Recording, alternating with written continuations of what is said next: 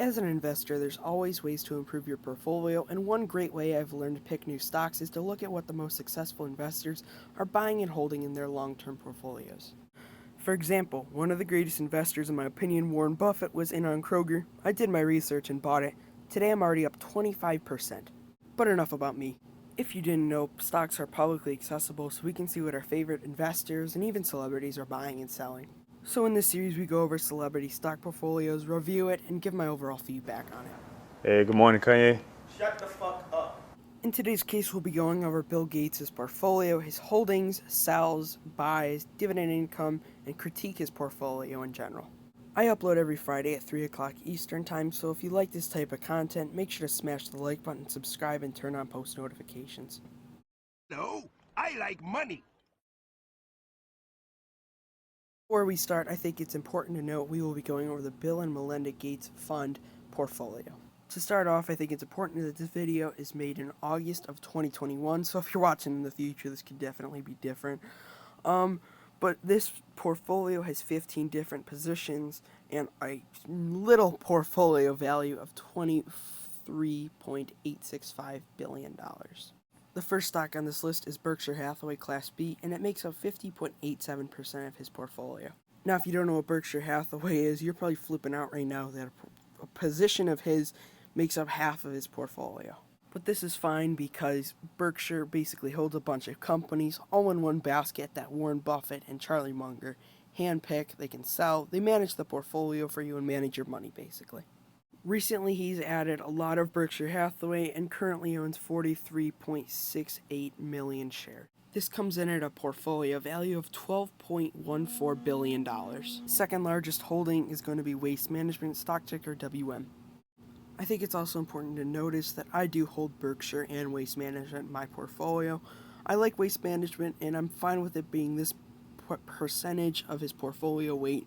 I think Waste Management is one of the safest stocks in the stock market because simply there is going to be unlimited garbage, and with the human population growing, I think that only means more trash, which equals more dividends paid out by Waste Management. And most importantly, more money going towards Waste Management. He also owns $2.61 billion worth of Waste Management. The third stock on his list is Caterpillar, stock ticker CAT. If you don't know what Caterpillar is, they basically make big construction machines. This is a stock I'd really like to be in, but I haven't bought in because of its rich valuation at the moment. This makes up 9.26% of his portfolio, and he holds about $2.21 billion. I also definitely approve of this position. The next company is Canadian National Railway Company. They're a railway company, as I said then, and I honestly don't know much about them, but they have a really nice stock price at $108 right now and a dividend yield of 1.78%, which is definitely good to see. I also did some research on their website, and they are building for a more sustainable future. Bill Gates cares deeply about climate change, so this definitely does make sense for him holding it so highly in his portfolio. This makes up 6.15% of his portfolio and comes in at a portfolio value of $1.46 billion. His fifth largest holding is Walmart. This makes up 4.49% of his portfolio, and it has a portfolio value of $1.071 billion. Walmart is definitely a great company, and I don't look to buy any at the moment simply because I own Target, and they are really heavy competitors. But definitely don't count me out on buying this great company. The sixth largest holding is Crown Castle International Corp. This makes up 4.16% of his portfolio and comes in at $992 million. To be quite honest, I didn't know much about this company. They're the nation's largest provider of communications infrastructure, cell towers, small cells, fiber, and they're basically a telecommunications provider business. They recently hit a humongous dip in 2020 because of the COVID-19 virus, and they still haven't really recovered from it. His position kind of makes sense to me because I know he's heavily invested into the future, and they want to make everything online. For example, other infrastructure they want online, like stoplights, traffic crossing lights, I guess.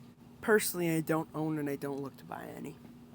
The next position on this list is Ecolab Incorporated, stock ticker ECL. This makes up 3.77% of his portfolio and comes in at a portfolio value of $899 million. I don't know much about this company, so I won't go into any detail about it, and I don't own it.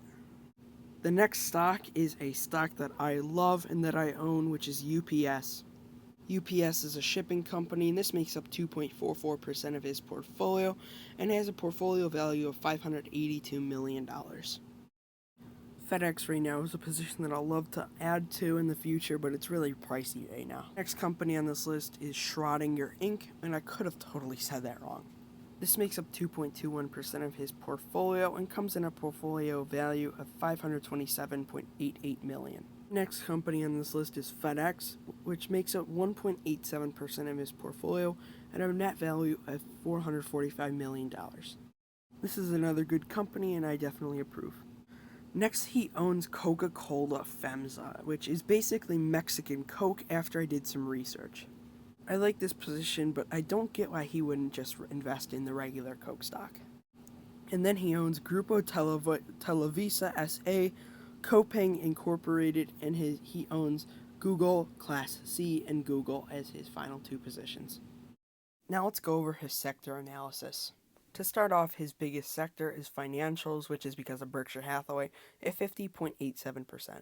And then we have industrials at 24.51%, services at 7.16%, technology at 4.61%, consumer staples at 4.49%, materials at 3.77%, healthcare at 2.21%, consumer goods at 1.38%, and consumer cyclical at 1%.